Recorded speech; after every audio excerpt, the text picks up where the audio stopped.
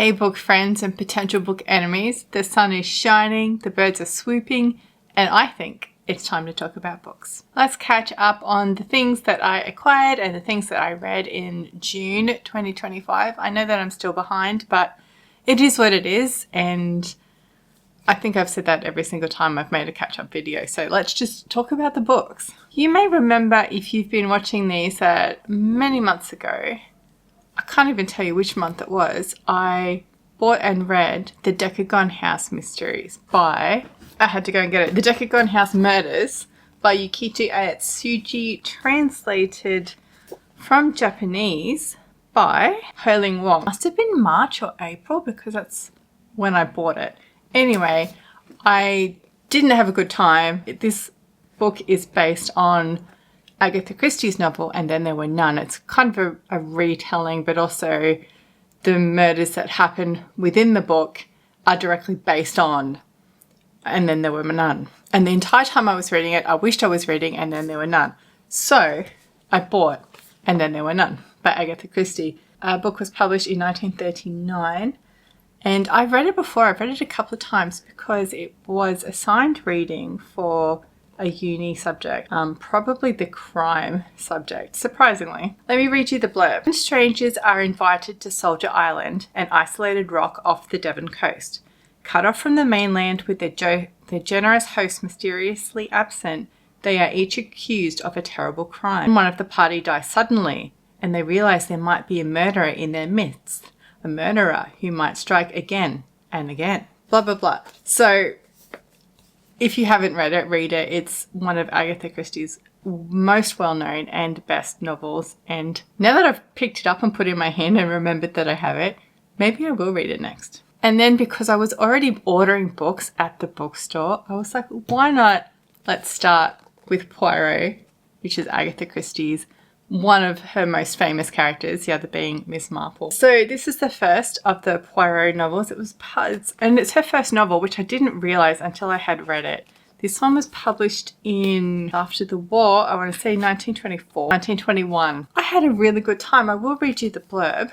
A country house, a murder, a Belgian detective. After the Great War, life can never be the same again. Arthur Hastings is invited to Styles, the house or estate, to recuperate from injuries sustained at the front. It is the last place he expects to encounter murder. He knows a former detective, a Belgian refugee who happens to be staying nearby. He for the first time met Agatha Christie's legendary creation, Hercule Poirot. This was great. I was surprised that it is a debut novel because it is so well formulated. The twists are exactly what you would expect. You can see why she is a master of the genre, and would recommend if you were interested in meeting Poirot for the first time. And Hastings as well, because Hastings becomes Poirot's sidekick through a lot of his adventures. And then because I was ordering Poirot's, I got Murder on the Orient Express, which it turns out I have never read, but I know the story so well. I think I've seen a TV adaptation of it, but I've definitely played a game. There was a game that came out in I say 2005 or 6, based on Murder on the Orient Express, where Poirot in the game is laid up and he's ill the whole time, and so you step in and become the detective of the story and solve the mystery. So I know what happens, but I haven't read the book. So Murder on the Orient Express is number 10 in the Poirot series, and I still haven't read it yet. But I will. So the blurb. It's just after midnight and the famous Orient Express is stopped in its tracks by a snowdrift isolated by the storm. A passenger lies dead, stabbed a dozen times, his door locked from the inside. The world's greatest detective, Hercule Poirot, must identify, and you know what he does. He wins in the end. And then Death on the Nile, which is number 18 in the Poirot series. This cover is so cool, isn't it? These whole editions of Poirot have really what I think are cool covers. This one is because I heard really good things, but also at the time I was reading a book on the history of Mesopotamia, and so I thought, even though Egypt is not Mesopotamia, it's the similar vibes. Christie was mentioned in this book because her husband was an archaeologist in Mesopotamia and Egypt, and so I thought, yeah, I'll get that because that is again, one of the more well-known Poirot books, but I'm not up to number 18 yet, so I haven't read this one yet. This one is also a lot thicker. Can you see that? It is a bit thicker. So there's just more story in that, and that doesn't make me sad. And the blurb, cruise down the Nile on a river steamer sounds like the perfect way to get away from it all. A luxurious retreat miles from civilization. The warm and tranquil Egyptian evening is thick with hot passions and cold malice. Oh, I like that. When everyone on board has a motive, Hercule Poirot must abandon the mysteries of ancient Egypt and focus on altogether deadlier matters. Then I was in the bookshop, and it would be rude not to. I finally picked up The Incandescent by Emily Tesh. Everyone has been talking about this book. Probably less so now because it came out more towards the start of the year, or even at the end of last year. I take my bookmark out of that. Don't need it now. 2025, so this year. So it was there. It's been looking at me every time I go into the bookshop for months. So I had to take it home with me. Emily Tesh wrote Some Desperate Glory, which I read last year for book club and didn't review. But it was a book that I had read some of the sample chapter actually, and I wasn't vibing with it. It was very the chosen one, teenage girl saves the world. And my reading tastes have moved beyond that. And so I was going to let it go. And then so many people in the book club said, please read it because it is not what you think it is. So I picked it up again, read a bit further, plot twists, and also plot twists for me. I loved it. She really nailed it. And I had read Tesh's short stories before. She's got a duology called The Silver in the Wood and The Drowned Country? Drowned something, which were great. So good little novellas. The first one, Silver in the Wood especially. I thought, you know what, I reckon Tesh can land this one too. I will read you the blurb. Dr. Walden is Director of Magic at Chetwood School and one of the most powerful magicians in England. Her days consist of meetings, teaching A-level invocation to 4 talented, chaotic sixth formers. That is a mouthful, sixth formers. Whereas here we would just say year 12. All meetings and securing the school's boundaries from demonic incursion. Walden is good at her job. No, Walden is great at her job. Demons are masters of manipulation. It's her responsibility to keep her school with its 600 students and centuries-old legacy safe. But it's possible the entity Walden most needs to keep her school safe from is herself. I read this and loved it, which is spoilers, but also if you watch my Melbourne reading vlog, you would know already. Not sorry I picked it up. Then this is one that I ordered in as well because I needed it the second that I learned it existed, and that is John and Paul, A Love Story in Songs by Ian Leslie. The call number here is 782.421666092, which I think is a biography of rock songs. Yes, would you believe that's a category in the Dewey Decimal System? Read you the blurb here. We think we know John and Paul, we really don't. At the center of the Beatles was the volatile, madly creative chemistry between John Lennon and Paul McCartney. They were more than friends, rivals, or collaborators. They were intimates who both had the fabric of their world ruptured at a young age, and who longed to make emotional connections with each other and with audience. The pop song was a vessel into which they poured feelings of grief and euphoria and everything in between. When they couldn't speak what they felt, they sang it. After the breakup of their group, they maintained a musical dialogue at a distance, in songs full of recrimination, regret, and affection. John and Paul traced the twists and turns of their relationship through the music it produced and offers rich insights into the nature of creativity, collaboration, and human connection. Leslie's wildly enjoyable biography makes us see and hear Lennon and McCartney anew. That came out this year as well. And I loved this book. That's not a spoiler to say. I already said so in the Media Freakout tag. But we'll talk more about that when we come to July, which is when I think I read it. And speaking of books I actually read, let's talk about them. I finished The Darkening Age. What is the full title? Sorry. The Darkening Age, The Christian Destruction of the Classical World by Catherine Nixey. Now, honestly, this was so long ago. What can I pull out of it? This is also hard because behind the scenes, I filmed this video at least once already, and then I just was not happy with the energy of the video. So I don't know what I've already said and what you've already heard. I don't want to be repeating myself, but I guess it doesn't matter, does it?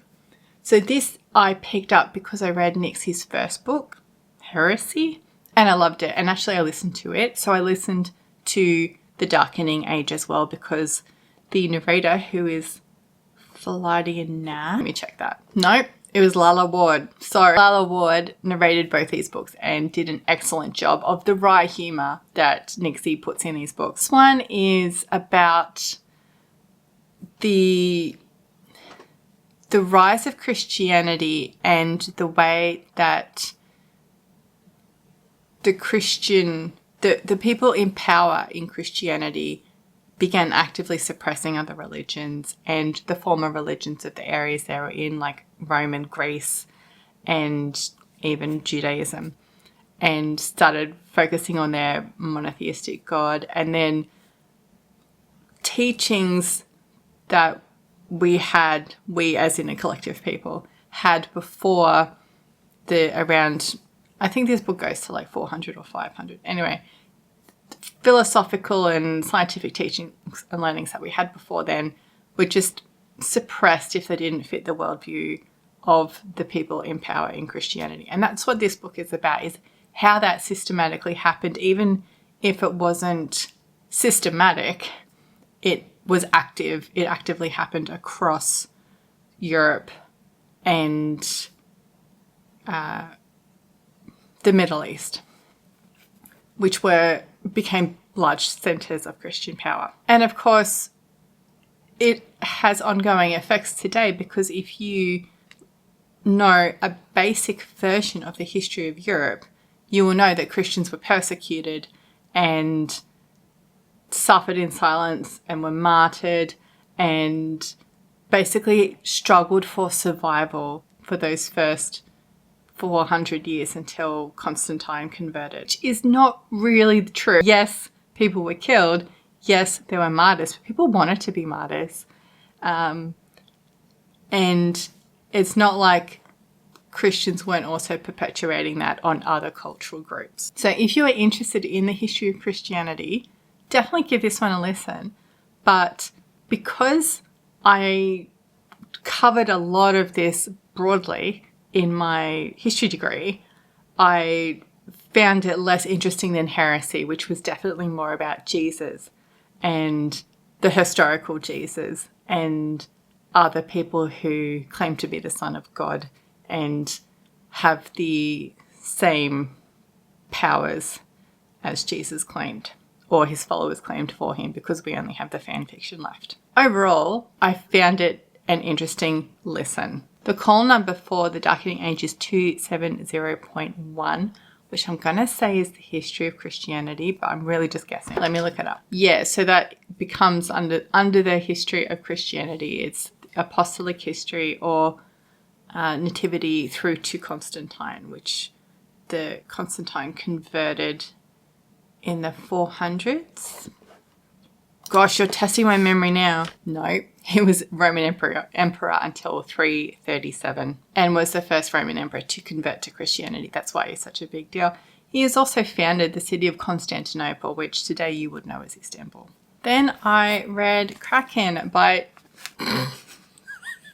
book made a pass at me. Kraken by China Miéville. This one I picked up because I love The City in the City, and this one was recommended to me as more of that detective mystery vibes rather than the science fiction aspect. So this is, what did I say about this last time? What happens at the start of this is a preserved Kraken specimen is stolen from the Natural History Museum in London, and the guy who is a curator there becomes involved in the magical underworld of London. So if you think of like the thug underworld, it's that but with magic and cults and that sort of thing. So he becomes involved but with the cult that worships the Kraken, and they also want to find who stole their god. So it progresses from there. I didn't like it as much as The City in the City. It's definitely longer as well, just because it's got more of that London vibe. But I imagine if you've been to London, it would evoke a different sort of feeling towards the book, simply because it is a London book. No spoilers in the end, but there's magic, there's gods, there's the underworld, there's cops and thieves and cults, and you know me, I love religion in my fantasy and science fiction, so I had a really good time with this. I'm not saying I didn't like it, I just didn't like it as much as The City in the City, which is fair because, like, that's up here for me. Love that book. This is one that got insta pre-ordered the second I learned about it, Written on the Dark by Guy Gavriel K. And so I picked it up as soon as I could. This one, Guy Gavriel K, as you know, if you spent any time here with me before, writes magical realism. It's historical fiction set in a world that is so closely analogue to our own.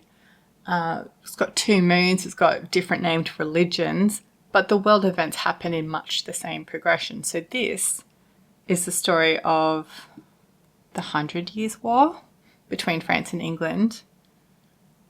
And it's about a guy who gets caught up in these events. And this book is a lot shorter than Kay's other books. So I felt like it was rushing rather than the sprawling setup of this one character drawn into these big world events, which is a constant theme in these works, is of people living their lives and the way that their lives play out against the backdrop of huge world events and the parts that these people play, however minor, in the huge world events. And this guy plays a very direct role in what becomes huge world events over the course of the war. He is a bard, a tavern bard, who gets pulled into solving the murder of a noble simply because... Why do they pull him in the first place? Because he was... I can't remember the conceit of drawing him in, but anyway, he gets... because he is a tavern bard. He was known to be planning to commit a crime the night, and so the cops were like, how about you help us by just picking up gossip in other taverns because you are not suspicious hanging out in taverns and we are. And then it progresses from there. There is an interlude with Joan of Arc because, as I said, it is set against real events. Henry II? Ooh, I don't know. I don't know much about the 100 Years' War. I'm gonna Google it. Are you saying, Elizabeth, you're a medieval historian, you did a degree in this? Yes, but I'm not that interested in war. I'm interested in religion. I'm interested in the way that people practice faith in their everyday. I'm not interested in... We had Charles V of France and we had Henry VI. Wow. I had no idea, did I? To be fair, this is at the very, very end of the medieval period. Does that excuse me? Probably. When Joan of Arc came along, I was like, oh, really? But no spoilers. I think you know what happens to Joan of Arc. Overall, this was fine. It was not my favourite, but I've also said that of every one of his books that I have read, and then on a second read, give it some time, read it again, they're great. So, but I don't know with this one. I don't feel like I want to give it a second chance. So maybe that says something as well. You may have picked up this was published in 2025 because I pre-ordered the heck out of it.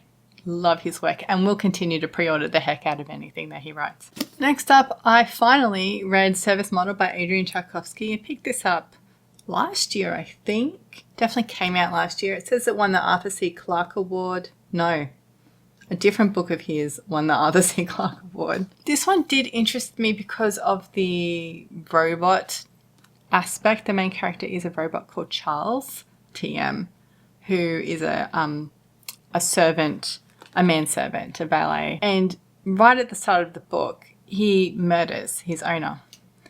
And then his programming means that he needs to find another master to serve, because that's what he's built to do. He's built to serve. And so this is a coming of age road trip buddy cop comedic search for someone to serve. I didn't enjoy it. I read it all. It's set in different parts called, what are they called? First one is Christie, KR15-T. Goes on, there's Kafka, Orwell, Dante at the end, that sort of thing.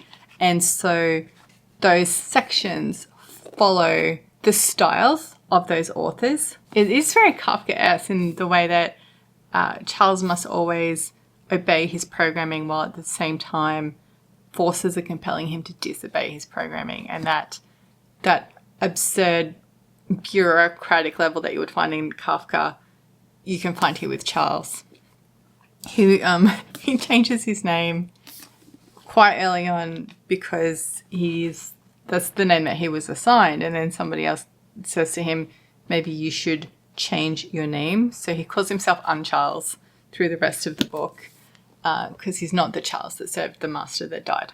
I mean, ultimately, it's a book about like free will versus an AI consciousness, bureaucracy and the meaninglessness of work, overdependence on technology, because society has collapsed, the world has collapsed, and basically it's just robots left.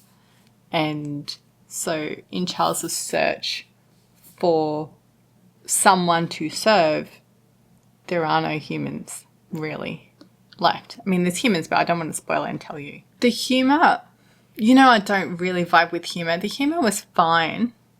Some of it was great, like the when the police come to solve the murder. Now, I already told you the murder happened, so if you made it this far, the cops come, but also the cops are robots. And so the main detective gathers all the household staff, who are all robots, gathers them in the drawing room and says, there's been a murderer and one of them is in this room. And Charles is like, yeah, I'm right here. And then the detective goes on in the manner of drawing room exposition scenes like Poirot, where he goes things like, we have to discover the method and the motive and the opportunity, and says things like, forensic analysis has revealed that the most likely murder weapon was a straight-edge razor, such as the implement that Charles the valet was using in the house recordings of him murdering the proprietor.